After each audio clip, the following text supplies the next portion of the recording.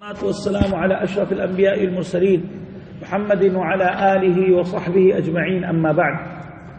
عید کے احکام اور عید کے مسائل.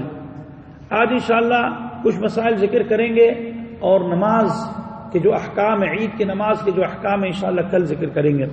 عید ہم لوگ جانتے ہیں کہ اللہ سبحانہ و تعالیٰ کی طرف سے ایک ہدیہ ہے، اور یہ اللہ سبحانہ و تعالیٰ روزے داروں کے لیے یہ خاص رکھی ہے.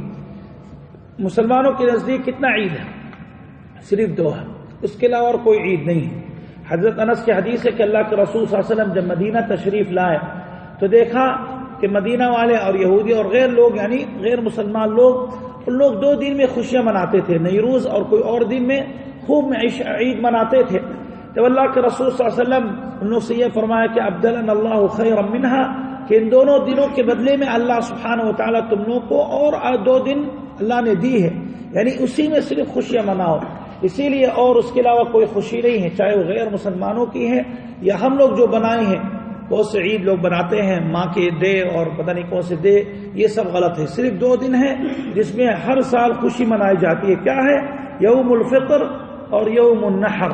یوم الفطر یعنی عید الفطر، یہ عید جو رمضان کے بعد ہے، اور یوم النحر جس میں قربانی ہوتی ہے اور وہ حج کے بعد ہے. تو علماء کہتے ہیں کہ یہ دونوں عید 2 بڑی عبادت کے بعد ہے، اور یہ اللہ کی طرف سے سمجھو ایک ہدیہ ہے. پہلے ہدیہ تمام مسلمانوں کے لیے ہے کہ وہ لوگ اسی دن رمضان روزہ رکھنے کے بعد اس کے بعد روزہ توڑنے کے لیے اس دن خاص رکھا گیا تاکہ وہ اس میں خوشیاں منائیں. اور دوسرا دن حج کے بعد جب حاجی لوگ حج کرتے ہیں تو اسی لیے اس کے بعد اللہ سبحانہ و تعالیٰ ان لوگوں کو اور غیر حاجیوں کے لیے اسی دن قربانی کرنے کا حکم دی اور کہا کہ تم لوگ عید مناؤ. تو ایک عبادت ہے، اور دوسری بات انسانی فطرت ہے. ہر ایک انسان خوشی منانا چاہتا ہے. عموماً انسان جب سنتا ہے کہ فلاں جگہ پہ خوشی ہے تو اس کے دل خوش ہوتا ہے کہ مجھے جانا ہے. پہلے 2-3 دن یا 4 دن پہلے یا ایسا ہو سکتا ہے 2-3 ہفتہ پہلے عید آنے والی ہے. خوشی تو ہر مسلمان کے دل میں ابھی سے ہے. اسی لیے یہ خوشی ڈالنے کے لیے اسلام میں یہ انسان کی فطرت کی بھی رعایت کی ہے کہ تم لوگ بھی خوشی مناؤ اس عظیم روزے کے بعد. لیکن کس طرح خوشی منانی ہے؟ جس طرح رسول اللہ صلی اللہ علیہ وسلم سے ثابت ہے، اور وہ انشاءاللہ بھی ذکر کریں گے. عید کے دن اگر دیکھا جائے تو حقیقت میں کئی عبادت انسان کر سکتا ہے، لیکن اہم 3 عبادت ہیں. پہلی عبادت زکوٰۃ الفطر نکالنا ہے، جس کو فطرانہ کہتے ہیں. وہ عید کے دن اصل نکالنا چاہیے. فجر کے بعد نماز کے لیے، جب عید کی نماز کے لیے کوئی نکلتا ہے تو اسی وقت اگر دے دے تو اچھی بات ہے. لیکن اگر کوئی اس کی رات میں دیتا ہے اور جو اسی رات میں دیتا ہے تو وہ فرض ہو گئے، تو اس لیے رات میں اگر کوئی دیتا ہے تو اچھی بات ہے. تو عید کے احکام میں سے ہے. اور اگر کوئی 1-2 دن پہلے دیتا ہے تو وہ کوئی حرج نہیں ہے. جس طرح کچھ درس پہلے پورے تفصیل کے ساتھ یہ فطرانے کے احکام ذکر کیا گیا تھا. اور دوسرا حکم یا دوسری عبادت جو اس دن میں خاص کرنی ہے وہ تکبیر خوب کرنی ہے. اور تکبیرات یعنی اللہ اکبر کہنا. اللہ تعالیٰ کا یعنی اللہ نے اشارہ کی ہے وَلِتُكْمِلُوا الْعِدَّةَ، یعنی روزے کے احکام اور مسائل ذکر کرنے کے بعد اللہ فرماتے ہیں تاکہ تم لوگ عدت گنتی پوری کرو، یعنی رمضان کی گنتی پوری کرنے کے بعد وَلِتُكَبِّرُوا اللَّهَ، اور تاکہ تم اللہ کی تکبیر کیا کرو علی ما ہداکم، جو اللہ نے تم لوگ کو یعنی نعمتیں دی ہے. تو تکبیر انسان ہر وقت کرے. لیکن عید کے دن کون سے دن کہاں سے کب سے کرنا ہے؟ صحیح یہی ہے کہ یہ غروب سے مغرب سے جب، اور آپ لوگوں کو معلوم ہے کہ عید یعنی چاند یہ رمضان عید کی رات کب شروع ہوگی؟ اس کے 2 طریقہ ہے. 29 تاریخ رمضان 29واں جب ہو جائے گا مغرب کے بعد چاند دیکھیں گے. اگر جب بھی چاند دکھے اس کے بعد سمجھو عید شروع ہو گئی اور آپ کو اسی وقت سے تکبیرات کرنی ہے. اگر نہیں دکھا چاند تو تکبیر نہیں کرنی ہے. اور عید کے رات ابھی یہ نہیں ہے تو ہم لوگ کیا کریں گے؟ 30 رمضان کو پورا کریں گے. پھر 30 رمضان ختم ہونے کے ساتھ کب ختم ہوتا ہے؟ مغرب کے وقت. دیکھیے عربی کے جو ایام ہے، انگریزی جو تاریخ آج کل گھڑیوں میں 12 بجے کا نیا دن ہے. نہیں، اسلام میں 12 یہ مغرب کے بعد یہ نیا شروع ہو جاتا ہے. تو اس لیے مغرب ہو گئی تو یہ رمضان ختم ہوا اور عید کی رات شروع ہو گئی، تو اسی وقت سے آپ کو تکبیرات کرنا ہے. کب تک یہ؟ اور مؤکد کب ہے؟ جب آپ فجر کی نماز پڑھ لو گے پھر عیدگاہ جانے کو اس میں تو اور زور کرنا چاہیے. یعنی رات میں تو انسان کیا کرے خاص کر نمازوں کے بعد یا ہر وقت, لیکن فجر کے پڑھنے کے بعد اور عیدگاہ جب انسان جاتا ہے نماز پڑھنے کے لیے تو اس وقت تو اور زور سے کرنا چاہیے کہ چلنے میں بھی لوگ آپ کی آواز سنیں. یہ اللہ کے رسول کی سنت ہے. اور کب تک؟ عیدگاہ پہنچنے کے بعد آپ تکبیرات کرو. نماز جب تک نہیں ہوتی تب تک تکبیرات کیا کرو. حضرت امام زہری رحمۃ اللہ علیہ روایت اگرچہ مرسل فرماتے ہیں کہ اللہ کے رسول یعنی عید الفطر میں جب نکلتے تھے نماز کے لیے تو تکبیر کرتے تھے, یہاں تک عیدگاہ میں آنے کے بعد بھی کرتے تھے, یہاں نماز ختم ہونے تک. جب نماز ختم ہو جاتی ہے تو ختم. دیکھیں عید الفطر اور بقرعید میں فرق ہے. عید الفطر میں صرف مغرب سے نماز تک ہے, اور بقرعید میں 9 تاریخ 10 تاریخ 11 12 13 5 دن اس میں کرنا ہے. تو اسی میں صرف چند اوقات ہے, اس لیے کم وقت ہے, تو خوب تکبیر کیا کرو. اور تکبیر کون سے الفاظ میں؟ کسی بھی لفظ میں آپ کرو. صحابہ کرام سے الگ الگ الفاظ میں ثابت ہے. سب سے زیادہ جو مشہور ہے یہ ہے اللہ اکبر لا الہ الا اللہ اللہ اکبر وللہ الحمد. اور دوسرا اسی میں ہے لیکن شروع میں اللہ اکبر 3 بار کہنا ہے, اور عموماً ہم لوگ 3 بار کہیں گے شارجے میں اور ہر جگہ 3 بار عموماً کہتے ہیں کیونکہ اس میں تکبیر زیادہ ہے. تو کیا الفاظ ہے؟ اللہ اکبر لا الہ الا اللہ اکبر وللہ الحمد. کوئی اور مزید کرنا چاہتا ہے تو کر سکتا ہے, اللہ اکبر کبیرا والحمدللہ کثیرا وسبحان اللہ بکرۃ واصیلا. صحابہ کرام سے الگ الگ الفاظ میں منقول ہے, یا ایسا لا الہ الا اللہ خوب پڑھے تسبیح کرے, سب جائز ہے. لیکن زیادہ تر تکبیر کہنا ہے اللہ اکبر, یہ زیادہ بہتر اور یہی سنت ہے. تو یہ تکبیر پہلی عبادت ہے. یہ دوسری بتا گئے زکوٰۃ الفطر تکبیرات. تیسری جو عبادت ہے وہ نماز ہے, اور نماز کے بعد خطبہ سننا ہے. دیکھیں نماز پڑھنے کے جو طریقہ اور خطبہ کے احکام یہ کل انشاءاللہ تفصیل کے ساتھ ذکر کریں گے. لیکن آج جو ابھی باقی وقت میں کیا ذکر کریں گے, عید کی تیاری کس طرح ہونی چاہیے. اس کی تو تیاری ہوتی ہے کیونکہ خوشی کے دن ہے, تو اس میں کون سے مسنون اعمال ہے, کون سے مستحب اعمال ہے, صحابہ کرام سے کون سے منقول ہے. پہلا کام عید کی تیاری میں آپ کو غسل کرنا ہے. کیا ہے؟ غسل کرنا. نیت تو ہونی چاہیے دل میں کہ یہ عید کے دن ہے اور میں اس میں خوشی مناؤں گا. افسوس کے بعد بہت سے مسلمان بہت سے لوگ کہتے ہیں یار عید کے دن کیا یار خوشی کہاں ہے, بچے دور ہے, بیوی دور ہے, بلا مصیبت آئے یار میری عید نہیں ہے. سمجھو اس طرح کہنا حماقت کی بات ہے.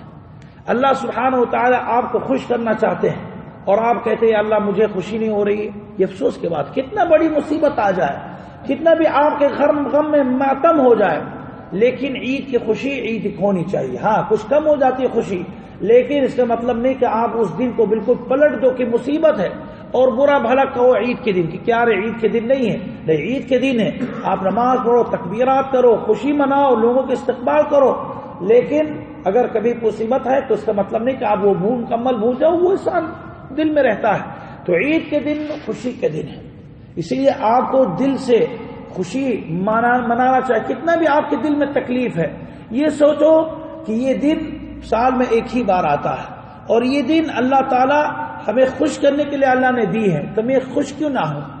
اللہ سبحانہ و تعالیٰ آپ مثال میں دیتا ہوں, آپ کے والد یا آپ اگر اپنے بیٹے کو کوئی چیز دے دو, اگر وہ رو رہا پریشان ہے مصیبت میں, جیسے کچھ کبھی ہوتا ہے, اگر آپ جیسا کہ بچے کو خوش کرنے کے لیے آپ دے دو کہ اچھا ٹھیک ہے 10 درہم لے لو, جا کے کچھ خرید لو, تو اگر وہ خوش ہو گئے اور رلائی بند کر لے تو آپ خوش ہو جاؤ گے کہ نہیں؟ خوش ہو جاؤ گے کہ دیکھو میں نے دے دی الحمدللہ, خوش ہے, اب جا کے کھائے گا پیے گا بھول جائے گا.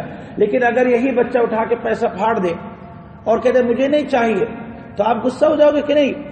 اگر وہ آپ نے مارا تو اس کو اور تو ہاتھ اور چلا لو گے کہ بھئی اور رو دو, تو بھئی منحوس انسان ہو, تم کو یہ دے رہا وہ دے رہا, پھر بھی تم بھول نہیں رہے ہو. تو یہ انسان کی ایک مثال ہے. تو اللہ تعالیٰ آپ کو یہ دن دے رہا ہے. اللہ سبحانہ و تعالیٰ فرما رہے کہ تم لوگ خوش ہو جاؤ, اور اللہ کے رسول خوشی مناتے تھے, تو آپ کو بھی خوشی ہے اس میں سنت کے مطابق منانا ہے. اسی طرح اس میں جو عمل ہے پہلے یہ چیز ہے کہ تم غسل کر لیا کرو. اللہ کے رسول صلی اللہ علیہ وسلم سے کوئی حدیث منقول نہیں کہ آپ غسل عید کے دن کرتے تھے, لیکن علماء یہ غسل جو دلیل لیتے ہیں 2 دلیل ہیں. ایک صحابہ کرام کے کچھ فعل ہیں, کچھ صحابہ کرام سے منقول ہے کہ عید کے دن وہ لوگ کیا کرتے تھے, خوشیاں یعنی غسل کرتے تھے, اور بہتر یہ کہ غسل فجر کے بعد کیا جائے. تو یہ پہلے دلیل ہے.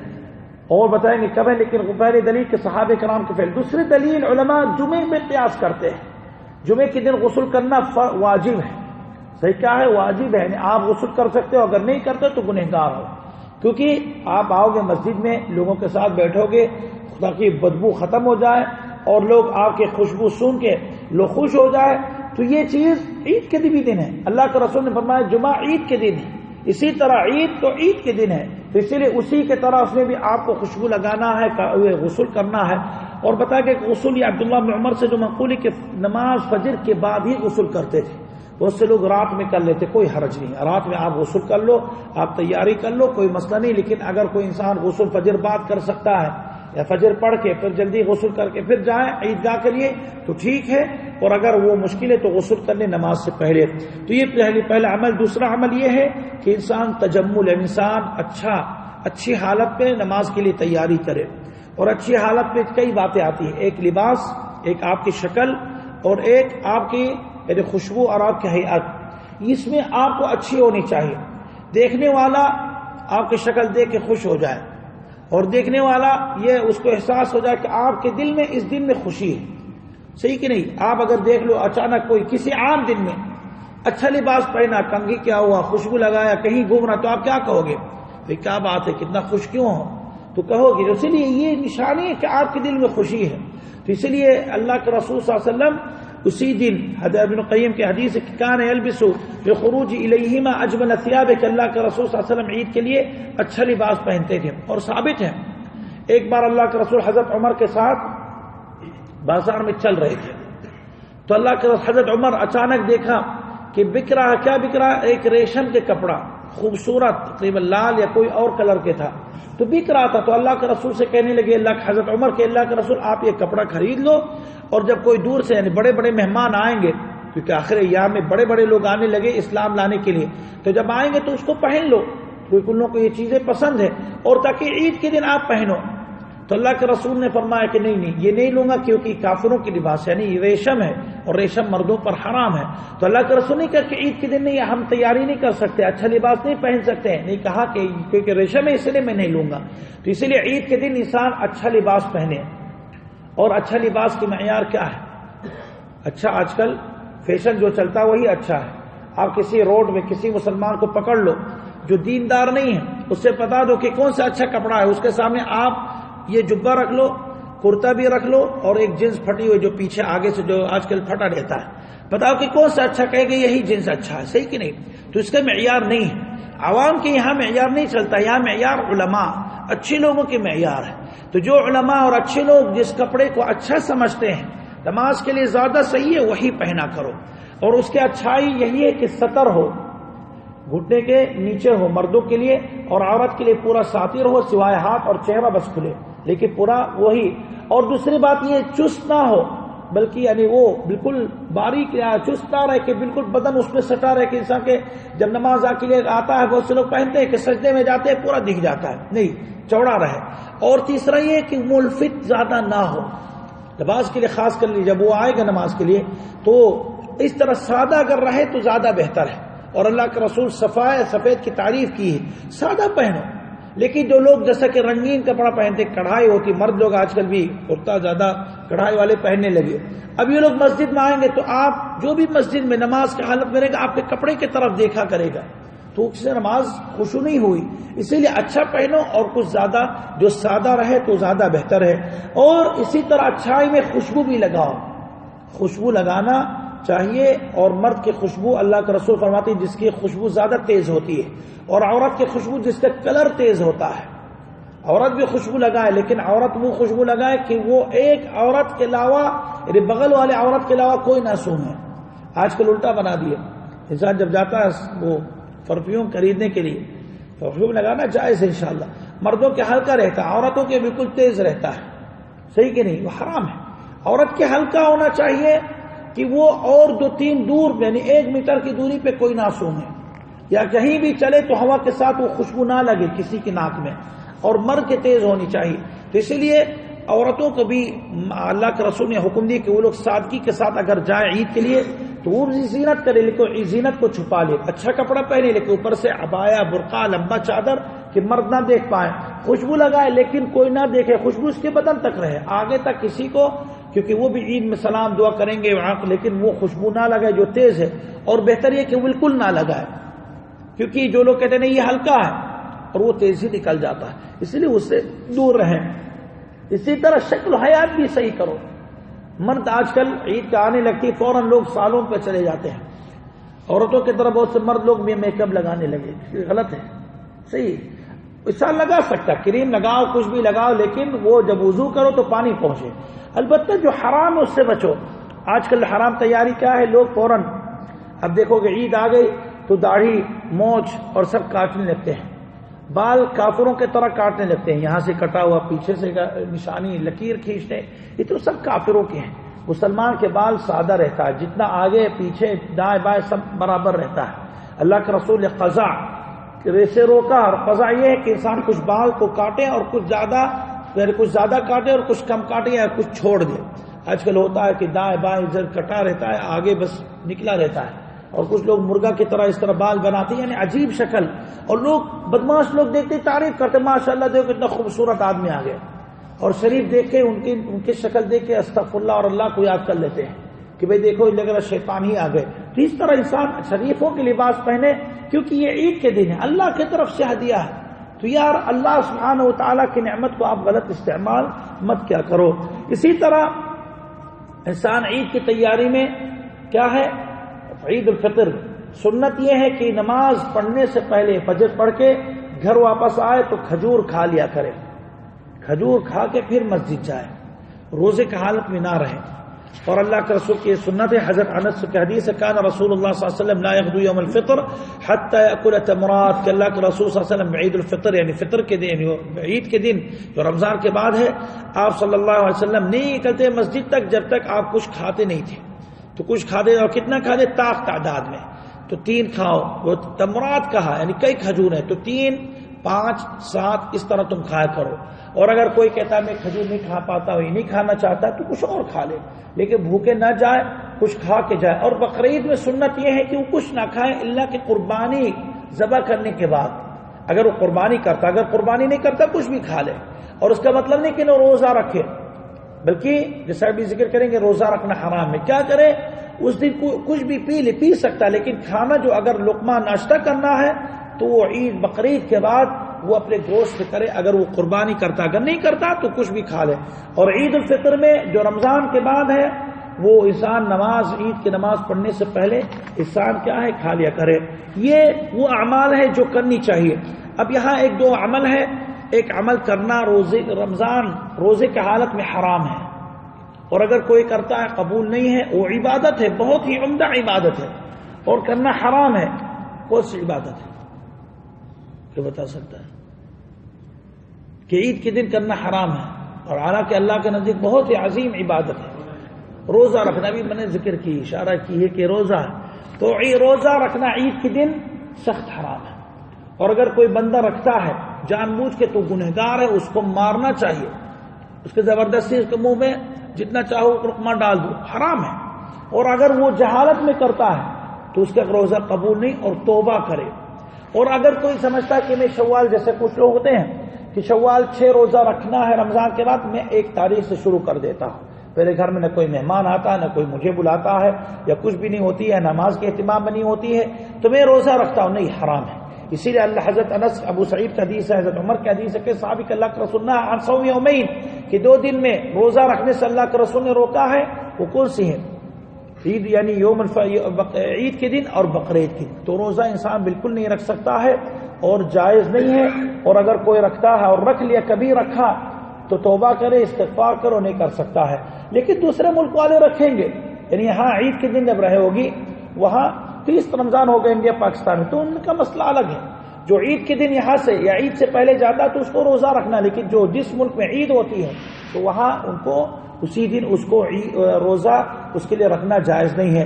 اسی طرح کچھ اعمال روزے کے دن یا عید کے دن لوگ کرتے ہیں، حالانکہ وہ سنت کے خلاف اور کرنا بدعت ہے، اور وہ حرام میں بھی شامل ہو جاتا ہے۔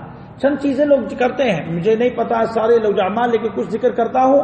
بہت سے لوگ سمجھتے ہیں کہ عید کے رات میں اللہ کی عبادت کرنا یا قیام کرنا یہ اس کی بڑی فضیلت ہے. دیکھیے رات کے قیام کرنا ہر وقت ہر ایک کے لیے سنت ہے، لیکن جس کی عادت نہیں ہے صرف عید کے رات کی اس کو فضیلت سمجھ کے اس میں قیام کرتا ہے تو وہ جائز نہیں. جیسا کہ لوگ حدیث میں پیش کرتے ہیں کہ اگر کوئی بندہ 5 راتوں میں قیام کرتا ہے تو اس کے دل ہمیشہ زندہ رہے گا، جس دن لوگوں کے دل مردہ ہوگا اس کے دن زندہ رہے گا. اور طرح طرح حدیث ہے. 5 راتیں گناتے ہیں کہ عید بقرعید کے رات شب قدر ہے، 27 رجب اور 15 شعبان. ان 5 میں سب صحیح نہیں ہے سوائے شب قدر صحیح ہے، اس لیے غلط ہے. انسان اگر آپ روز اٹھتے ہو تو اٹھو اس دن، لیکن اگر آپ کی عادت نہیں تو عید کے رات میں خاص قیام کرنا سنت کے خلاف ہے. اسی طرح عید کے دن جو عام بدعت منتشر ہو گئے مسلمانوں میں کہ عید کے دن قبرستان جاتے ہیں. صحیح کہ غلط ہے؟ لوگ جاتے ہیں کثرت سے.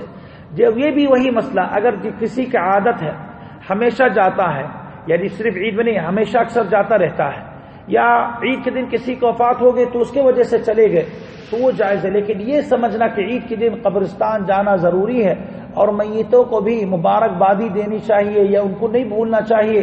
کیسے ابھی وہ بابا یا کون جو تھا پچھلے سال موجود تھا اب چلے گئے، کیا ہم لوگ بھول جائیں گے اس کو؟ ہاں آپ کو بھولنا ہے.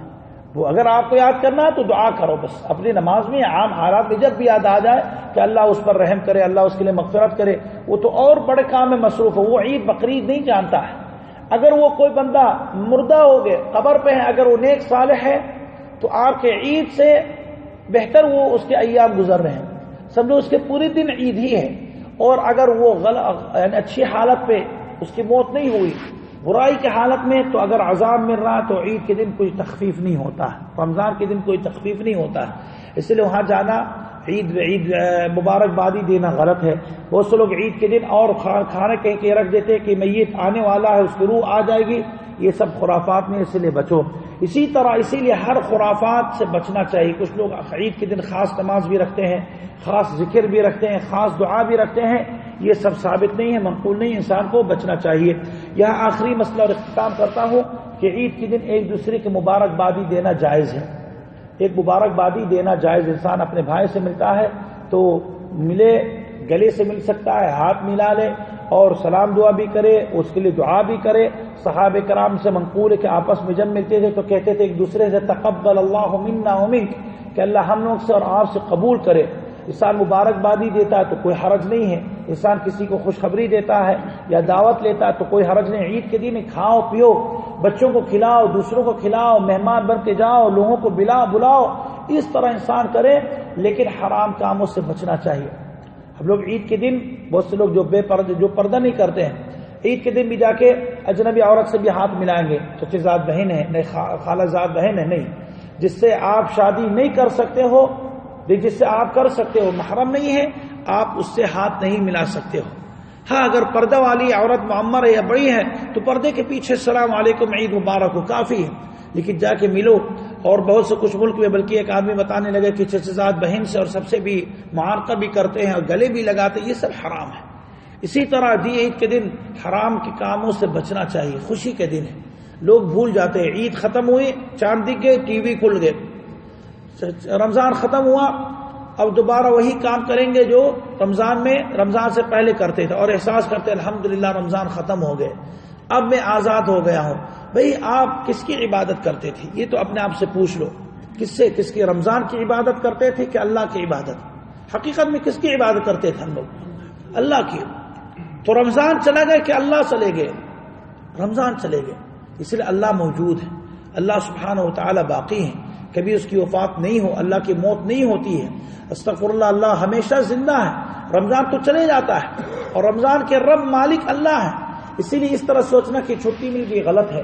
بلکہ صحابہ کرام اور تابعین کا عمل یہ تھا کہ رمضان کے بعد وہ لوگ زیادہ مزید عمل کرتے تھے رمضان سے پہلے سے. یہ رمضان سے پہلے ہو سکتا ہے انسان سست ہو گئے رمضان آنے والا ہے، لیکن رمضان کے بعد اتنا رمضان میں ایمان بھرا رہتا ہے کہ وہ اس کا اثر رمضان کے بعد 6 مہینہ تک یا 5 مہینہ تک باقی رہتا ہے. تو اس لیے اس طرح ہم لوگ کو رہنا چاہیے. آپ یہ اپنے آپ کے امتحان لیا کرو کہ میرے ایمان کب تک باقی رہے گا.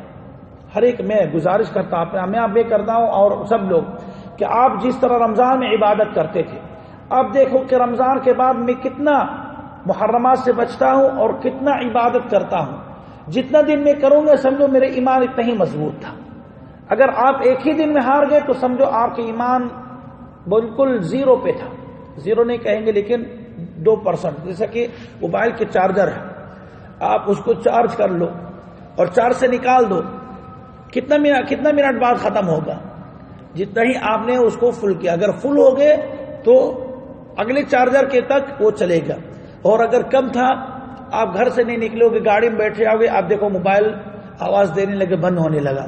تو اسی طرح آپ بھی اسی طرح ہو. آپ سوچ لو کہ میرا ایمان کہاں تک چلے گا, کتنا دن تک باقی رہے گا.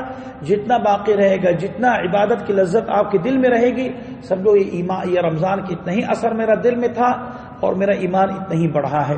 اور انشاءاللہ روزے کے نماز, عید کے احکام, نماز کس طرح جانی چاہیے, کیا عورتوں کو بھی لے جانا چاہیے کہ نہیں, نماز پڑھنے کے کیا حکم ہے, نماز کس طرح ادا کرنی چاہیے, جس کی نماز چھوٹ گئی وہ کس طرح قضا کرے, یہ مسائل انشاءاللہ کل کے درس میں انشاءاللہ ذکر کریں گے.